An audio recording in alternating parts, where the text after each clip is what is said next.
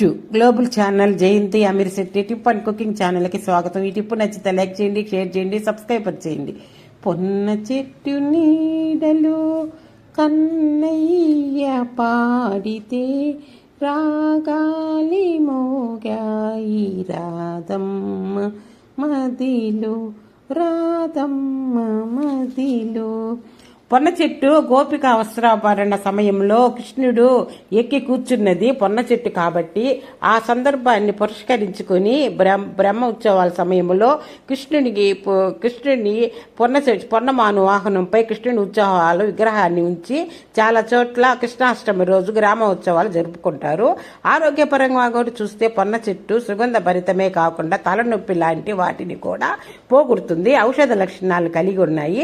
పైత్యం ఎక్కువగా ఉంటే వీటి కాయలు పై తొక్కు పుల్లగా మామిడికాయ వలె ఉంటుంది, తింటే మంచిదని తింటారు. కాబట్టి ఉత్సవ సమయంలో పొన్నమాను వాహనం అలంకరణలో పొన్న చెట్టు ఆకులను పువ్వులను ఉపయోగిస్తారు. అసలు ఈ చెట్టు ఎలా పుట్టినది అంటే పూర్వము భూలోకంలో ఒక బ్రహ్మరాక్షసుడు విలయతాండం సృష్టిస్తుంటే ప్రజలందరూ సూర్యభగవాను గురించి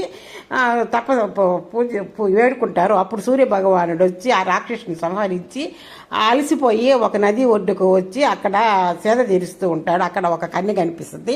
ఆ కన్యని చూసి ఆయన ఆశ్చర్యపడి నన్ను వివాహం చేసుకోమంటాడు. అప్పుడు ఆ కన్య వాళ్ళ నాన్నని కేకలేస్తుంది. ఆ నది కుమార్తె ఆ కన్య. అప్పుడు వాళ్ళ నాన్న వచ్చి ఆ ఆడపిల్లలకి అబ్బలకి రక్షణ లేదని ఆమెకి మంత్రజలంతో ఆమెను ఒక చెట్టుగా గమ్మని శపిస్తాడు. అప్పుడు ఆ చెట్టుగా అయిపోద్ది. అది చూసి సూర్య భగవానుడు తట్టుకోలేక బాధపడి ఆమెకు ఒక వరం ఇస్తాడు. నువ్వు ఈ చెట్టుగా మారావు కాబట్టి నీ ఆకులు ఎప్పుడు పచ్చంగానే ఉంటాయి అని చెప్పి వరం ఇస్తాడు. ఆ చెట్టు ఆమెపై ప్రేమతోటి ఆ చెట్టు ఎన్ని కోసుకొని ఆ తలపైన పెట్టుకుంటాడు కిరీటం లాగా. అంత అందమైనది ఈ చెట్టు. పొన్న చెట్టు చాలా బాగుంటుంది. కృష్ణ భగవానుడికి కూడా పొన్న చెట్టు అంటే చాలా ఇష్టం అంట. గోపికల్ని కూడా ఆ చెట్టు మీద చేరి ఎప్పుడైనా చూడండి మీరు, నది ఒడ్డునే ఈ చెట్టు ఉంటుంది.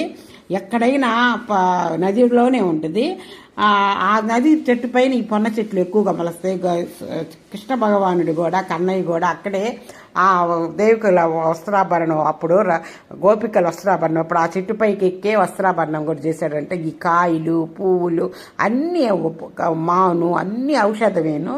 ఈ చెట్టులో లేని ఔషధమే లేదు. కాండం కాడి నుంచి పువ్వులు తలనొప్పి ఎక్కువగా వస్తే మనకి ఆ పువ్వులు బాగా తలలో పెట్టుకుంటే తలనొప్పి తగ్గిపోద్దంట. ఇప్పుడు పైత్యంగా ఎక్కువగా చెడిబడి తినేసి మనకు పైత్యంగా ఉంటుంది అనుకోండి, కాయ కోస్తే మామిడికాయ మాదిరిగానే ఉంటుంది పుల్లగాను. ఆ తొక్కంతా తీసి లోపల టెంకి కూడా ఏందో చెప్తారు, నాకు పెద్దగా తెలియదండి. లోపల మామిడికాయ లాగా ఉంటుంది, దాని గురించి పెద్దగా తెలియదు. ఈ మామిడికాయ ఎండిపోయిన కాయల్ని తీసుకొచ్చి నాటితే మొక్కలు అవుతాయి.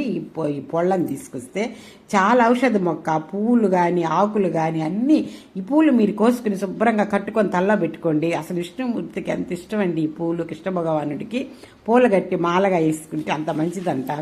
కృష్ణమూర్తికి విష్ణు ఎక్కువగా ఈ పూల మాల వేసుకుని కట్టితే మన తల్లో పెట్టుకున్న తలనొప్పి ఎక్కువగా ఉన్నా కూడా తగ్గిపోద్దంట.